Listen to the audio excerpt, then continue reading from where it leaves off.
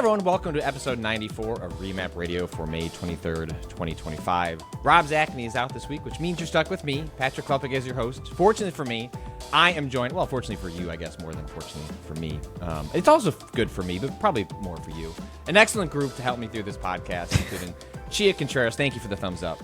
I can't. What?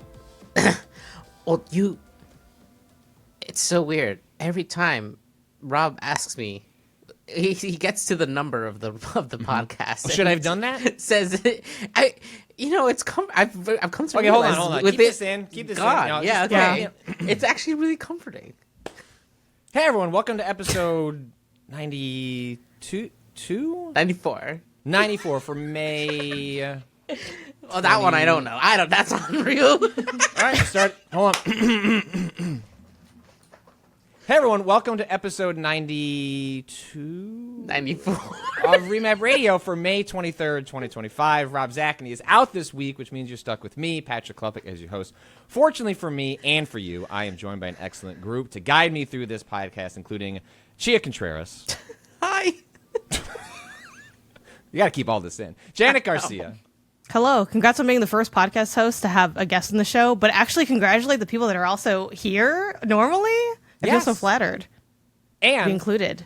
The person we couldn't stop talking about on last week's show, because the moment they lost their job, they were just publishing pieces everywhere, making all of us look bad for our own work ethics. Former Polygon senior reporter, now freelance reporter, and I guess the internet senior reporter, Nicole Carpenter. Welcome, Nicole, to Revamp Radio. Thank you for joining us. Thank you. I'm putting that on my business card. The internet senior reporter. Yes. If you literally just start saying it, people will call you that. Legitimately. I've seen it happen in real time. You give yourself a moniker, it just sticks. Well, now is the moment too, right? Yeah. Like, you could be whatever you want to be, and I think this is the time. So, as always, we are a reader-supported show and website. If you enjoy Revamp Radio and wish to become a supporter, you can learn more at revampradio.com/sign up, or just click the orange button in the upper right-hand corner of the website. Our subscribers let us keep doing the shows, streams, and articles that define Remap. And one of the things that defines Remap, obviously, is the fact that we lost our jobs at Vice, and so we thought, let's continue, pass this baton, continue the tradition. Let's find someone else that lost their job. Nicole Carpenter, you were part of the really tragic events that happened at Polygon this week. Obviously, you have already, in a sense, landed on your feet. You're publishing lots of really great stuff at 404 Media, I think it was at 404 and GameFile, and then over the course of recording our podcast last week, then your byline popped up at Aftermath. And so clearly being laid off has not stopped you from writing, but how have the last 2 weeks been? How are things in the Nicole Carpenter world? Yeah, I'm sad. I'm sad. But honestly, I'm doing fine. Like you said, that's what sad people say. Yeah. I'm sad. I'm doing fine. I tell my therapist. Yeah. Ironically, the day we got laid off, I had therapy scheduled already, so I was all set. There you go. Yeah. You're so on it. Did you keep it? Yeah, no, I kept it. Yeah. I only went for about 15 minutes just so I could be like, you will never guess what happened this week. And she couldn't guess. Wait, did she make other guesses? No, she didn't make any. She was okay. Just like, no, she didn't have any guesses. I honestly wish she did though, but we have talked as a part of forming Remap, and even the last 2 weeks as we've talked about what's unfolded at Giant Bomb, what's unfolded at Polygon, was sort of what happened to us and what we went through as we went through that process. I am just what can you kind of take us through, because the day of losing your job and how you navigate that is different for everyone. Can you just take us back to what was, I guess, did you think it was going to be a normal day? What was going on that day at Polygon as you were just trying to do your job? Yeah. Well, so I'll take it to the day before. Ooh. The day before at night, I had received a mystery invite from Epic Games to something they didn't tell me what it was about. They forgot to send me the note on what the invite was. So I went anyways. Turns out it was the press conference for the Apple and Epic Games trial when the judge made the decision that Apple couldn't take fees from outside apps. So I was like working late that night because I was like, oh, this is big news. I got invited to this mystery thing. I'm going to go to that. So I logged on early the following morning to write up that story. So like that morning I was like, I'm ready to go. Look at me. I'm doing my job and I'm excited about it because it's an interesting case and I just was ready to hit the ground running with it. So I had published that story by like 10 a.m. I pitched another story, a news story, was writing that, and then someone pinged me and was like, you should like go check this other Slack chat right now. And I was like, huh, that's ominous. And that's where I saw the news that Valnet had got sold, or that Valnet had bought Polygon. I guess they had like just sent out the news release about it. And I was like, that's so weird. My husband was in Massachusetts for his job. So I picked up the phone, called him, and left a message. I was like, it's so weird. Polygon got sold to Valnet and no one said anything. Moments later, I was like, I should probably check my email. And then I checked my email and it was like, you got laid off. No. Yeah. So then I called my husband back. He didn't pick up because he was in a meeting. And I was like, so about Polygon being bought by Valnet, I no longer have a job. And then slowly folks started coming together and realizing like, oh, wait, none of us have a job. We basically all got laid off. And it was super shocking to me. Ironically, days before, on Tuesday, we got laid off on Thursday, I was in the car with my friend who is not, she's not a media, she doesn't work in media. I was telling her about the precarious state of media. And I literally said to her, I don't think I'm going to get laid off this year. Polygon's doing quite good. Oh, no. So like my first text message was like to her, again, with the therapy thing, you'll never guess what happened. So that's kind of how that happened. I was shocked. So your sense was that everything, like, if you work in this industry, like we've talked about this, before many times, like, things aren't okay. No. But, like, I'm okay. Like, tomorrow seems okay. Like, you often, I remember when, like, we'd cycle through executives at Vice, or when I jumped from one job when I joined, was pitched by Austin Walker on, like, joining, which was, like, Vice Games at the time. I was like, all right, we really like the executives here. They're giving us money. We've got 18 months to enjoy this before it all goes sideways. And it always feels like when you get a new executive or a new management layer or you get sold or whatever, like, all right, if I survive the initial wave, I've got like a year before things get weird again. But it sounds like to you, and anyone I talked to over at Polygon was like, things have changed. It's not the website it was 10 years ago, but like no website ever is. But like, I like the people I work with. The numbers seem good.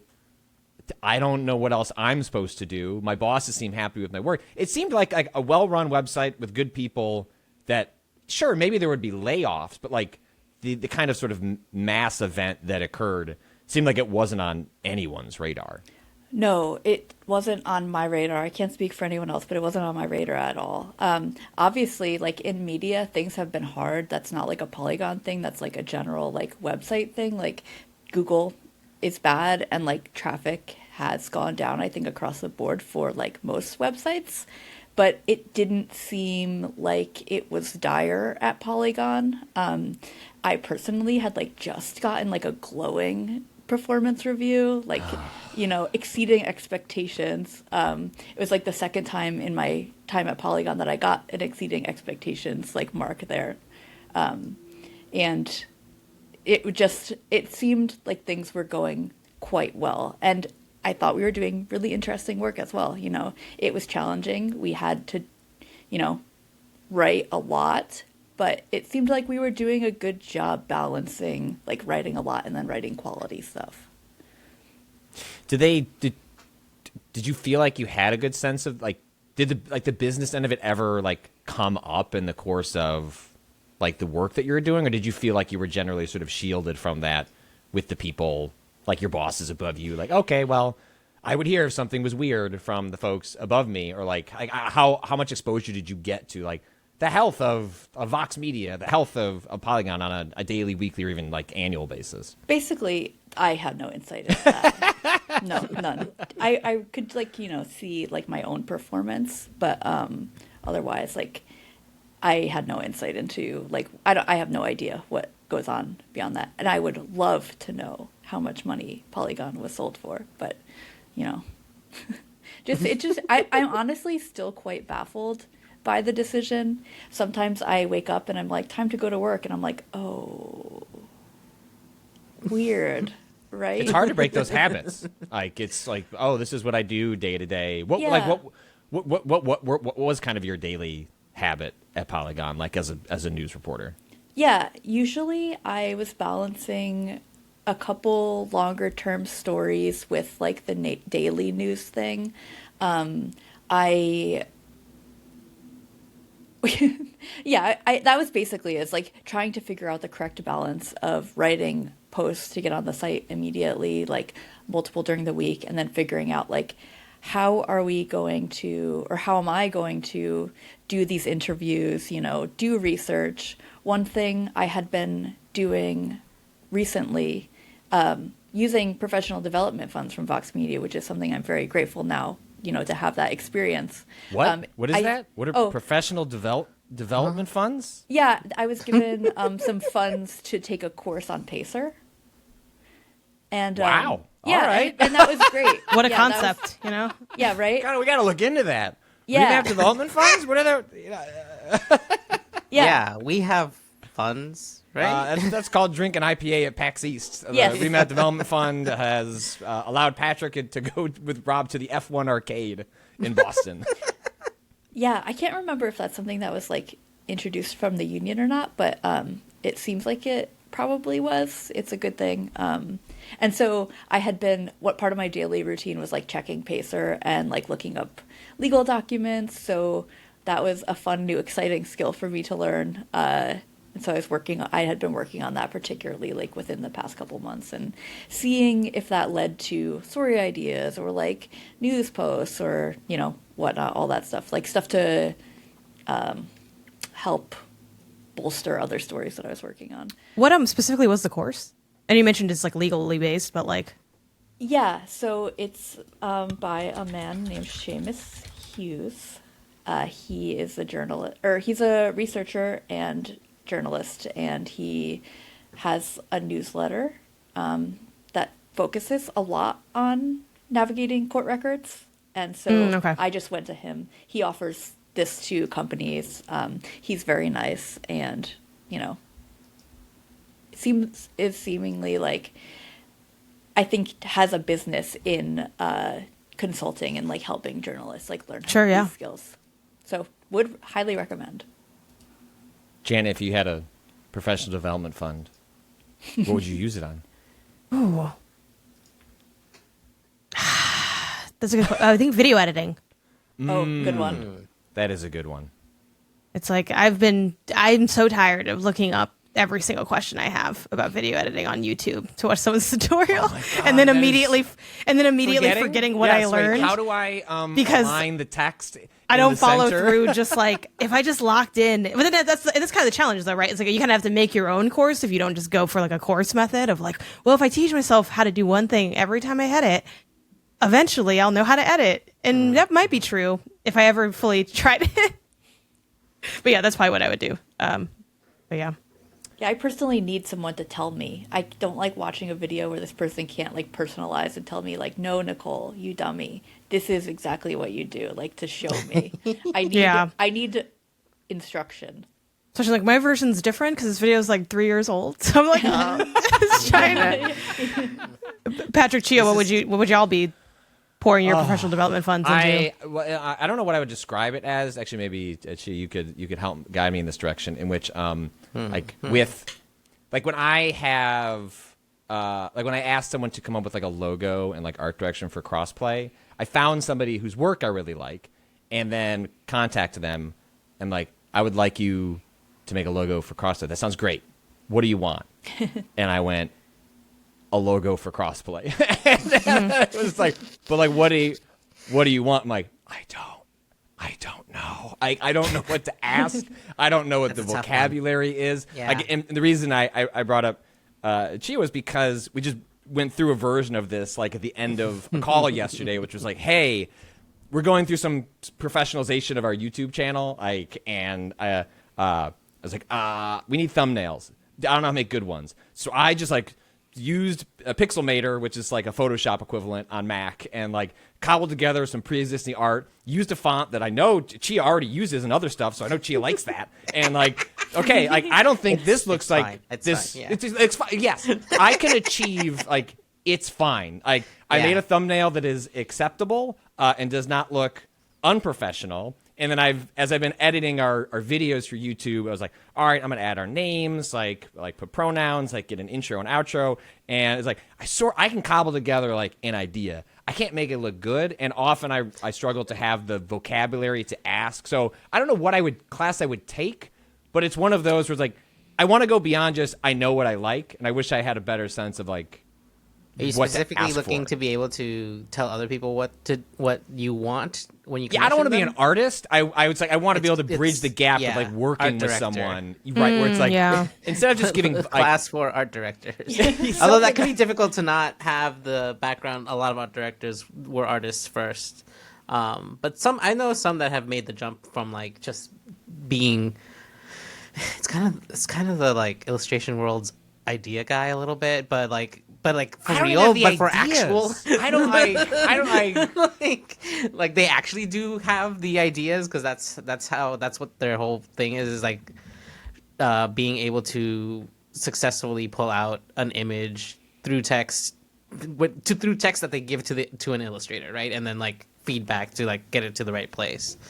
So yeah, I'm sure the courses for how to art direct. That makes it sound way more like important than I wanted to. It was like I would like to be able to explain to someone that is artistic. what it is, like, though. blah. Yeah. I guess I want to give. I guess the distinction Yeah. I would draw. I want to be able to give art direction. I don't Right. need to be an art director. It's Sure. sort of like, how do I explain I would like this? Yeah. Chia, what would you do? Oh, go ahead, Nicole. I was going to say my husband is a designer, and Oh my he gosh. was designing the logos for our hockey team. And he's What? like, and I'm like giving him feedback, like make it look cool. And he's like, "What do you mean make it look cool?" Yeah. like, that's just like That's me. That's me. But that is most people who do work with other, and then it's funny because my fiance makes websites, and part of what he does, depending on what you want, is he can also do some like level of design work. Like for my website Pen 2 Pixels, like he made all of it and he designed all of it, and I just said, sounds good, like looks good, I'm gonna just show me A, show me B, and I'll pick between A and B. I can't conceptualize. I didn't even come up with the name of my website. This was like I would ask my family, and Isaiah had the best idea, and so he basically made the whole website too? He named the website. Mhm. wow. Yeah. I was like, I want Copyright something Isaiah. video gamey, but not like games.games. Like, I think we all get kind of in, like, I feel like y'all had a similar vibe with Remap where it's like, okay, but not just like games.thoughts. Like, what can I do that isn't just that? But yeah, he works with games.thots. Games. Oh my God, don't even. He's listening now, and he has like a chronic purchasing URLs and domains. Isaiah, do not tab over to games.thoughts. As funny as it is. But yeah, he has that challenge as well because clients often just don't know what. And as a fellow dumb client, I'm like, you have to just. I'm like, people are going to you because they need something made, and they go to you because you have the expertise that they don't have. So like, don't obviously check in with like a client, but like, don't check it. Like, they don't know anything. They're not, if they knew something, they might be farther. They probably would have led with like, hey, this is what I'm looking for. So, it's a lot of showing people what they don't know they want because they can't really conceptualize it outside of what if this was different? It's like, What if this was cool? can you make if it people pop? liked it? But that's also their job, though, to kind of take that and interpret, like, okay, what do they really mean? And my brother had this too back when he did audio design or like composing and stuff, like how to get people to do that. But yeah, I guess that's part of the skill, right? Is like if you are. but yeah, Chia, what's person- your big professional No, this is thing? hard.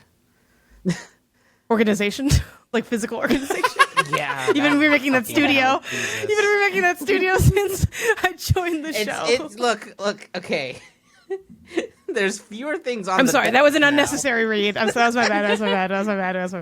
That looks worse than it used to, but it's actually better because I've made this pile here is things I'm getting rid of now. I just have to get rid of them before I can start putting things in the Marie Kondification of the content room. That would fucking help for sure. Oh, I would pay to watch that video. Honestly, no. I hate having good ideas because then it's like, what do I do? Just sit on these? Oh, fuck. Nicole's like, you could do the idea. I'm like, no, that's not an option for me, Nicole. You don't understand. Oh my god. Yeah, that would be helpful. That's what my brain needs. I was gonna say earlier, Janet, when you were describing the way that you learn about editing videos, much like coding, 90% of editing videos is looking up how to do something. Yeah. Like, I've been editing videos since high school when I learned on fucking Avid, the movie like standard in 2004 or whatever.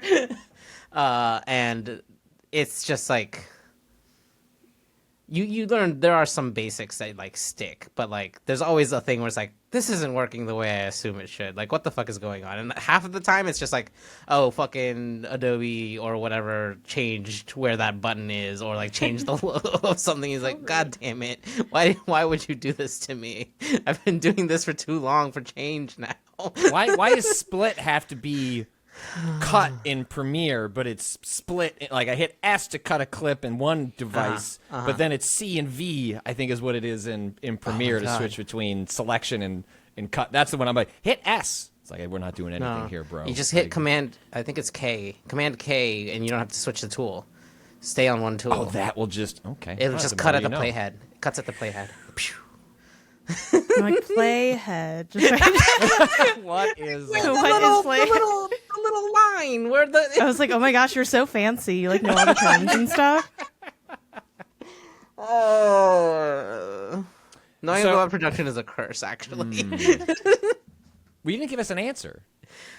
I think it would legitimately be like some sort of like organizational thing. It's the Marie Aside from Kondo that, thing, yeah. like, I don't know. More practice writing, because I feel like I'm really slow at it.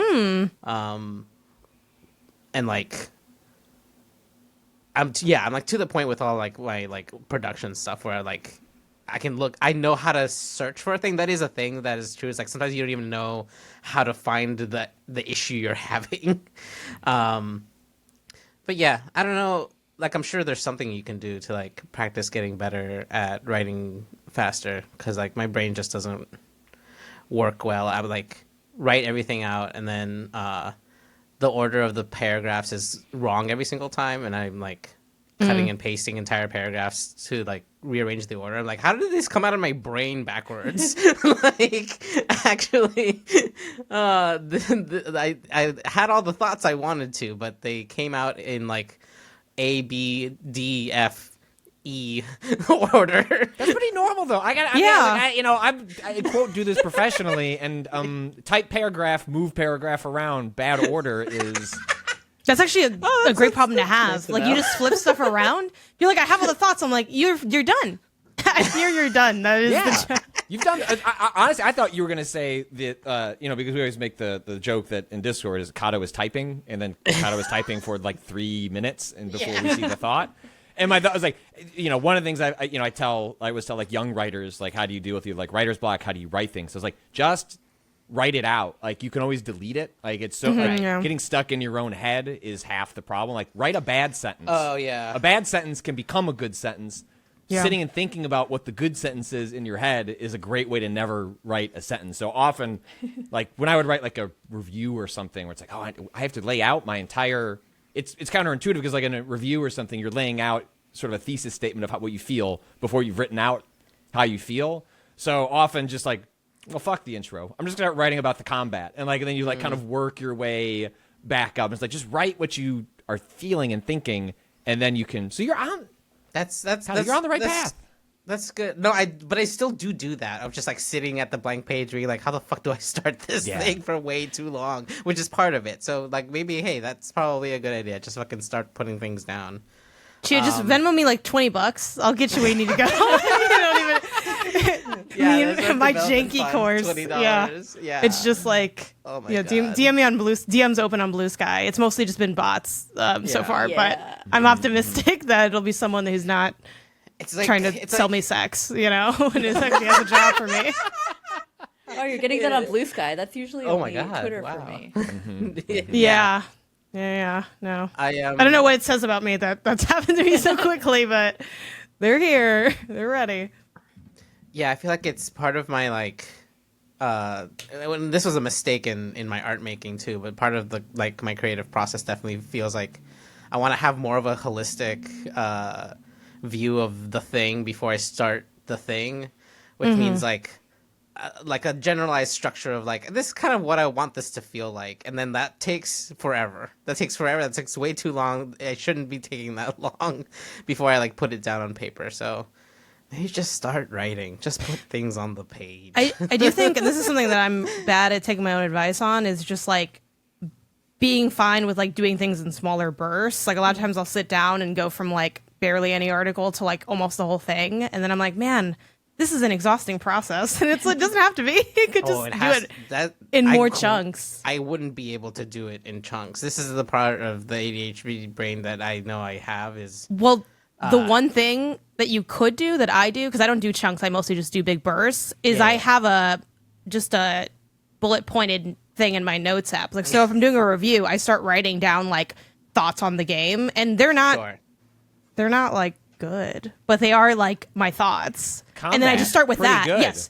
Yeah, I'm dash funny, and then I paste that into a doc, and then I fill in those thoughts, and then by the time I'm done doing that, I have actually almost the whole general structure of probably what I'm talking about in the review, and then I start moving things around. So that way I'm oh, I already have 300 words. I wouldn't post them, but they're here, and that's most of what you have to do anyway. So, I mean, right now the one thing that I'm writing regularly is our Revamp Breakfast Men, which usually happens at a Patrick pinged me the day it's supposed to go out. Here's what I'll say.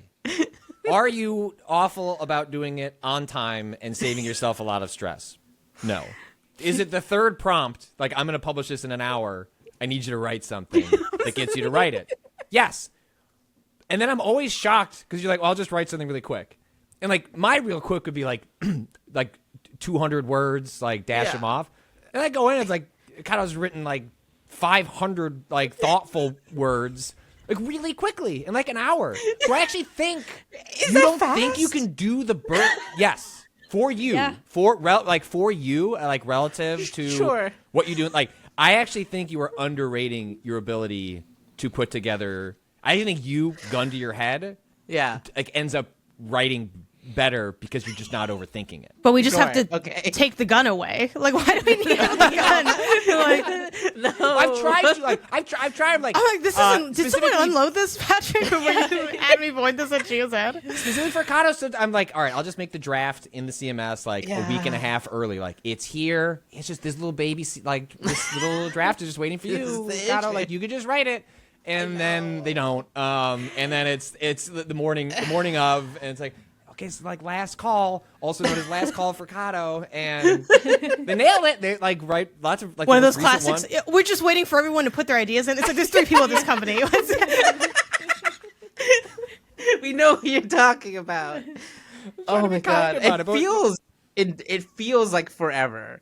I look up and I'm oh God, I'm still not done and Patrick's waiting. Deadlines are helpful. What you're talking about is a deadline, and deadlines are helpful to the process of especially if you were perfect is the enemy of the good, which is your good is pretty good, but I think you get caught up in your own head about what you want to say when it's a little more of off the cuff, ends up being more than sufficient. The problem with the draft ahead of time, by the way, is I'm unmedicated. I have ADHD and I'm unmedicated. It's not, there's a lot of production done behind the scenes on all the stuff that we make, right? And so going through a week there may be a time I could try to slot it in earlier before it goes out, but my brain is like, oh, but that other thing that I've been putting off. Yeah, It's a non-ending scale back of procrastination on different projects going on. So it, like, I have that too. Yeah, everything ends up coming out kind of on time, but most of the for most of the time, 90% hit rate, I think. but it's all stacked up. So like it until I get pills, and it might not get better. And I'm sorry about Until that. Kato gets Kato pilled. Yeah. Literally. Anyway, well, you should give yourself more credit because I think that stuff turns out pretty thank well. you. Before we move on from the Polygon stuff, Nicole, like I am curious. One of the periods we've talked about a lot with our own selves was like kind of the in between was like, oh, we've lost our job. Now what's next? And I don't know the conditions of like your severance or like what you can and can't talk about that. But even just like personally speaking, like you strike me as the kind of person that I got laid off. I'm now immediately going to figure out what's next. Maybe I'm wrong on that assessment, but given how much you like already had in the hopper and started publishing, did your brain just immediately go to, okay, well, I lost that. Time to go figure out what I do after that?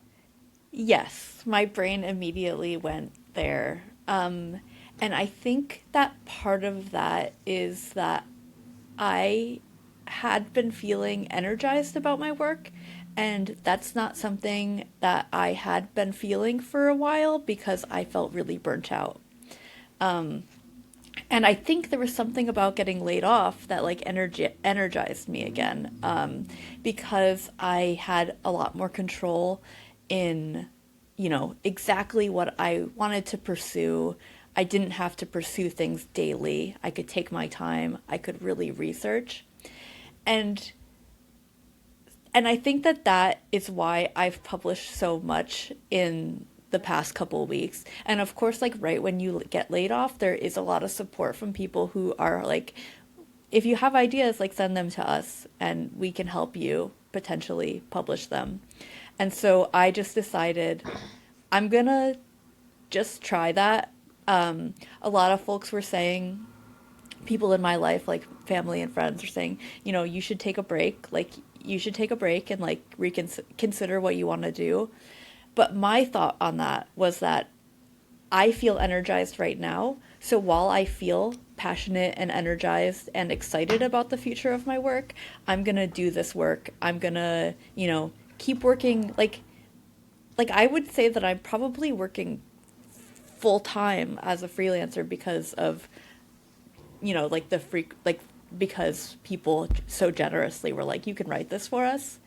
And so I've continued to like work on kind of the same schedule that I had been since getting laid off.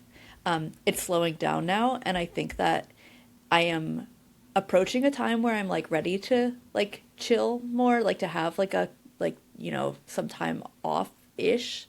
But I also like want that to be on my terms as well, because like the thing about taking a break was like, taking a break immediately was like, well, that was kind of being forced on me by being laid off by Polygon. Like, I didn't expect this to happen. It's not a vacation. Yeah, it doesn't feel like a vacation. And it just didn't feel like the right thing for me at that time.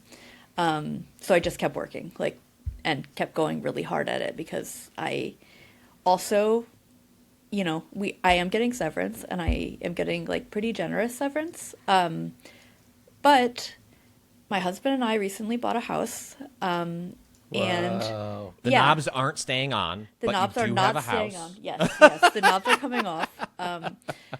But like, it's expensive to have a mortgage. Like, it's more expensive than our rent, and like, we were already like feeling the impact of having a mortgage for years. We've owned the house for 2 years now, and so like, I do feel some urgency in needing to like do freelance work to like bolster my income. Even though we do have severance. And the thing that has panicked me about the severance is that I have heard that taxes come out of severance at a higher rate than they would. They do. Yeah, and so I'm like, okay, well, I can't guarantee it to be my normal income, so I need to bolster my income with freelance work at this, my income. It's like I think it's like half, right? 50%. That Yeah. is what I had heard. I didn't get it yet, but I guess we'll see. Yeah, I want to say it was half because I remember like I had the quote. Well, Well, you're already getting payouts though. No, Oh, okay. I'm taking, and I was able to take it as like just all at once as well. Oh, nice. So, Yeah. Okay, cool. so I'm ready to be shocked by the amount that I get. It'll just be half whatever Yeah. they said. Yeah. Basically. Yeah, that is what I figured, and that scared me a lot actually, because then it effectively cuts the amount of severance you get in half, and that's why I felt such urgency. But then again, I also like feel like I have control over, what I'm writing and stuff. So I don't feel like I'm doing the writing out of desperation. I'm doing it out of like, I want to do this, and I feel passionate about it right now. So that's where I'm at. Like, and I don't know what the future is regarding like, I don't even know if there are full-time jobs available. So I don't know the future there. But for now, I'm going to continue freelancing as much as I can, and I don't know, see where that takes me. I guess I am lucky because I am on my husband's health insurance, so like that's something I don't have to worry about. I am very grateful for that. So I don't know. We'll see how it goes. Small thing to look forward to is depending on how the taxes play out, you might just end up getting a bunch of that back, right? Because it's over taxed technically. Oh yeah. But then next April or whenever the actual check comes in, right, from the IRS. presuming the IRS is still standing. Yeah. Yeah, that's true. So I guess, fingers crossed. Do they even have the resources Wow. to come after you? This is where we've been at the left going like, fingers crossed, the IRS is still standing. Oh, God. That's you talking about managing time off, taking a break. Like Janet, you do the full time kind of freelancing thing. How do or don't you manage taking time off? Do you take time off? Obviously, you always see me here all the time. I want to take more time off than I do. I feel like the thing is, like, I don't want to just like be at my house, but then like going outside also that costs money too. So it's like, I think I haven't had like a proper like a non-holiday break in a while. I think it's been like, I don't know, 1 maybe 2 years since like we did a week off when we went to Palm Springs for a bit, and that was fun. But honestly, like I'm in the season of life where a lot of my time off is unfortunately like either work travel or, no offense to anyone listening who's invited us to their weddings. A lot of people got married in the last Hey, Janet. 5 years. Hey, Yes. Janet. Work travel. I know. That's not time. That's not I know. time off. I know. I'm not trying to sell it. I'm not trying to sell it as time off, but for me, it's tough because it is time away from like other work that I would normally be doing. Right. So it's like, working with y'all, doing stuff at which min-max my pay is the same regardless of if I'm on content. I have like a flat rate there, but even my own stuff of streaming and all that, like I don't like to have a gap that's like too big, and then so many times like travel can be like stacked. So it's like, well, I only want to be away for so long, so that kind of it doesn't like count as time off to me, but it is like time that is a unusual part of my schedule. So I try to space those out, and sometimes you look at the calendar for the year and you're like, I don't think it really makes a lot of sense for me to take like another week off because like I'm kind, and again with trips that are like fit, I guess they're just trips, right? It's like, oh, someone's getting married and like, oh, we'll have some fun while we're there, but we're not exactly, doing this just for leisure, that kind of thing. So yeah, so it's been a while, but my dream is to take like time off every like quarter, which I definitely don't do. That's a but good idea. yeah, I've been wanting to do. If anyone ever does that, write in. Tell me how it goes. Yeah. It sounds really nice. But I do take a pretty nice holiday break. In part just because everyone I work, you guys in MinMax, like we all take off for the holidays, so it's like great. And I feel like everyone kind of, not that my audience is exactly domineering. It's the audience that I made, so I think they're like, don't show up. They don't really care, which is cool. But yeah, that's the bulk of my break. But honestly, I don't feel like my work is like wildly stressful. I feel like a push internally to like want to be doing more, but I've also kind of come to accept that like if I have a day where I work all day, I really feel that, and it like doesn't feel good. Like I kind of had that yesterday actually, where I was, I got off of stream.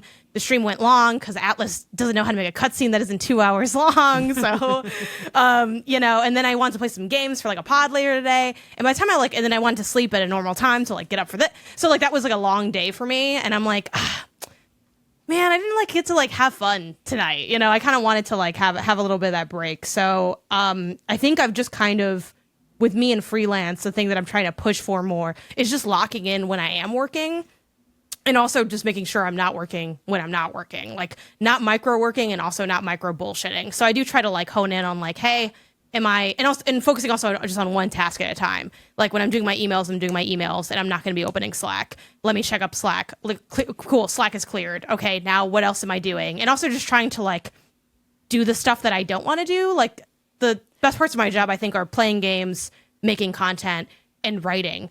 And the worst parts of my job are Slack, emails, thumbnails, YouTube description info, things like that, where I'm like, I don't really want to have to like upload it, and then I gotta do the timestamps and then all this whatever. So just trying to like knock those out, like have a task list and just do it, because I know I've been maybe putting it off, and it's like sort of starting to like guilt eat at me. But yeah, that's kind of how I've been working through it. And I think right now, like with doing freelance and working, with and for other people, one thing I'm trying to like focus more on is making sure I'm like pouring more into like myself and my own like specific individualistic career. I mean, I love like doing this stuff obviously, but like I'm like, I want to like write more on my website. That's been like a big goal for me for like years, and I've had like years where I've written like a good amount, and then years that are sort of down years. So I'm just trying to like go back to like, okay, I want to make sure I'm spending time. Like I spend a lot of hours working, and yet no articles get written. Why is that? Why can I can always find extra time when I get an extra gig, but I can't find that for my own work. Like how can I really try to like step into that? And it's been working pretty well like the last few weeks, where I'm like, okay, yeah, like I can, if I just lock in, and if you sit down and write, you're gonna get an article made, and if you keep doing that, it's gonna keep happening. So yeah, trying to do more of that, but I always have more ideas than time, so just also trying to accept that like I'm never gonna feel fully caught up, and that just is what it is. And really trying to like remind myself like that hitting task list 0, it will not exist, because if I finish everything, I'm like, oh, what I'd love to do? Breakouts of content I've already done, or like jump on and like talk about, an article. Like there's always something more I want to make, because I make so many types of content. But just picking ends and being like, the end of the day is the end of the day, and there's more work tomorrow, and I like my work, and that's a blessing in itself.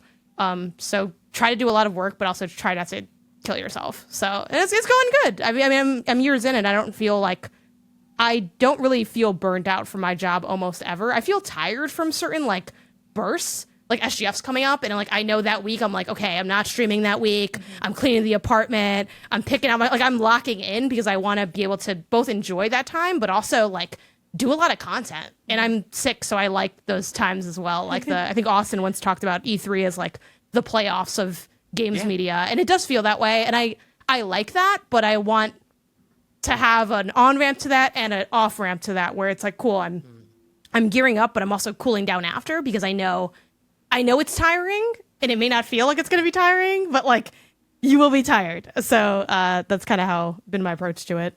Yeah, one thing I've really been enjoying is like being able to make my own schedule. So like if I want to like start work at 5 p.m, I can, I can like do whatever I want all day. Like I have a nephew who is 1.5, and I would like to go play with him during the day. Like, and I could just do that, and like no one's asking where I am. And I think that has been really helpful in the past couple weeks too, is like I have those things that aren't work that like I could just do whenever. I don't need to be like, is it okay if I go to my therapy? I'm going to be gone for a while. And also I feel like when you freelance, you kind of only get the good of like the work communication, like where people are just happy to have like, oh, thanks so much for doing this. I'm like, yeah, it's like the job, it's like cool.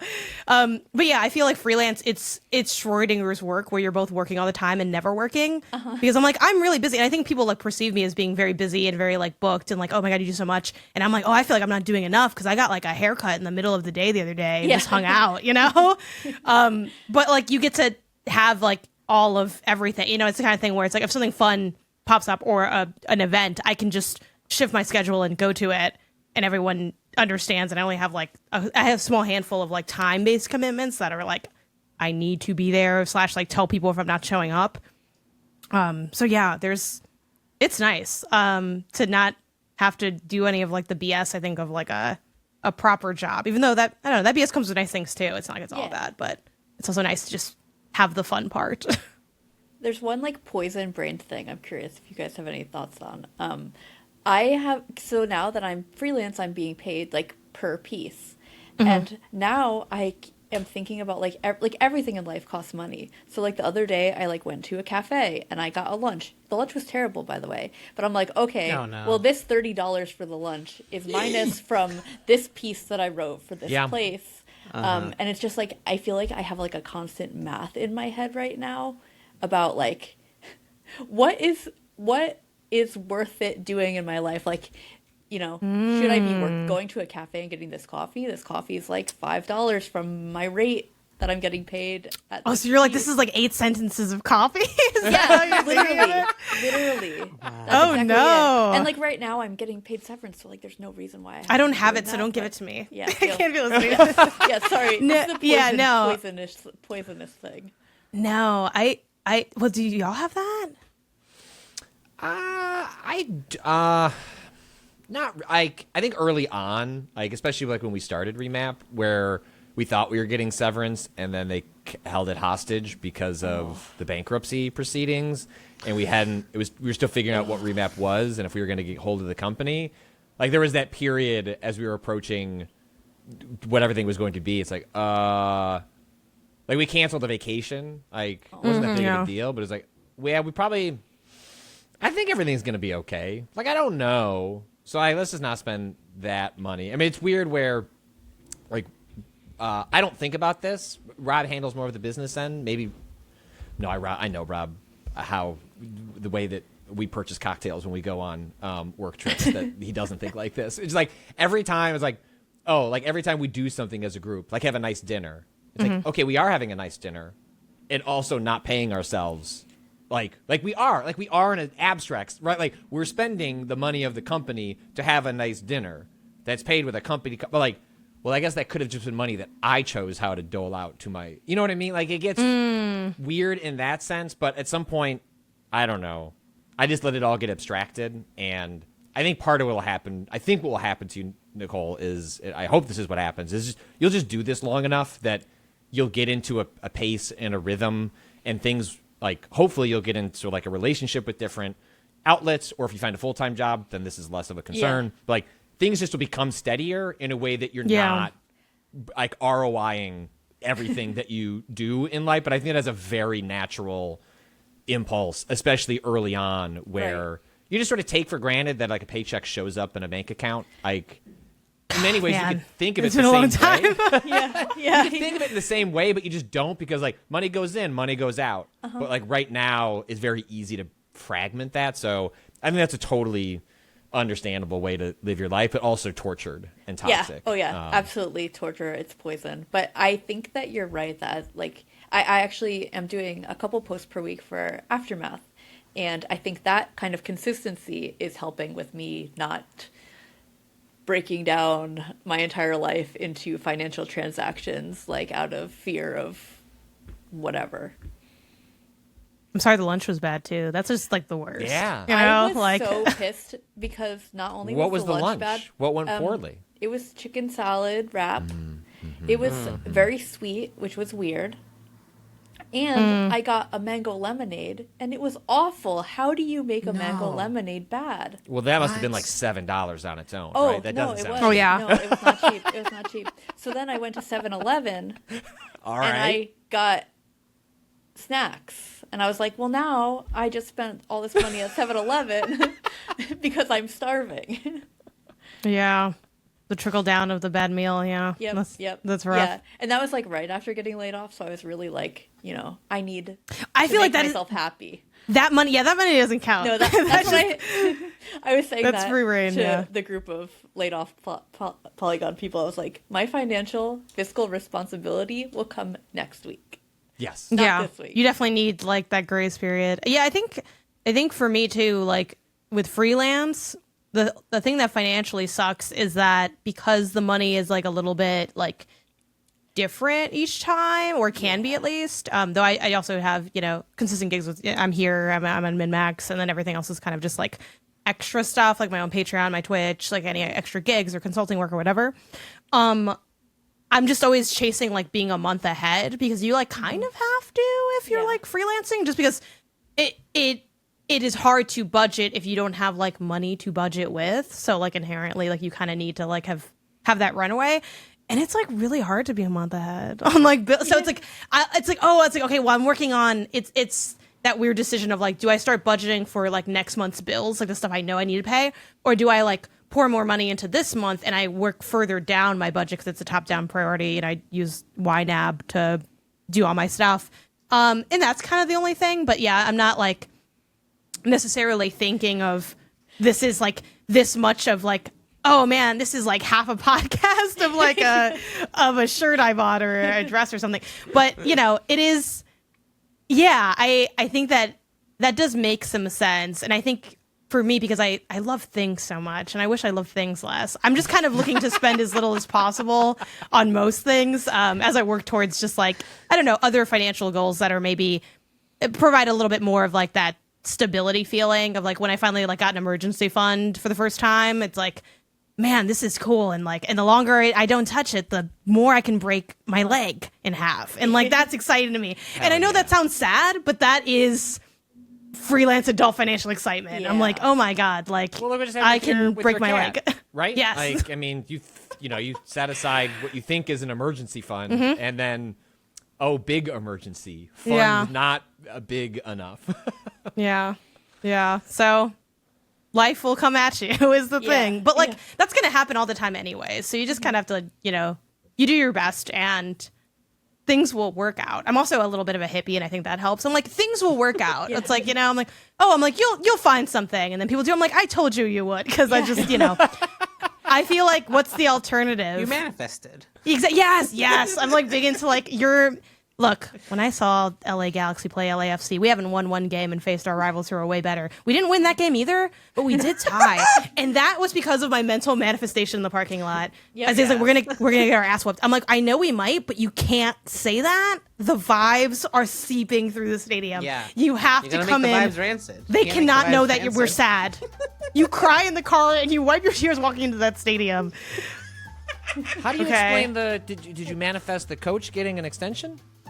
No, that's still in the process. That's where the positive energy went on. Exactly. I'm not manifesting everything, Patrick, or else we'd be having this podcast on a yacht, okay? Like, give it some time, okay? I tried to get... It's a process. I tried to get Revamp to rent a houseboat for PAX East, and I was ridiculed. Oh my God! Place build on the houseboat? Let's go. That'd be so fun. I just said I would yards the second I tried to sleep I will say, and to Chia's credit, they didn't say no. They just said, I'll get sick. Said, I will get sick. But wasn't it... That's up to you. Wasn't a firm no. Wasn't a firm no. But I'm going to use that as a transition. Kato, are we a firm no on what a marathon? Is marathon turning into a no? Like, what's going on with marathon?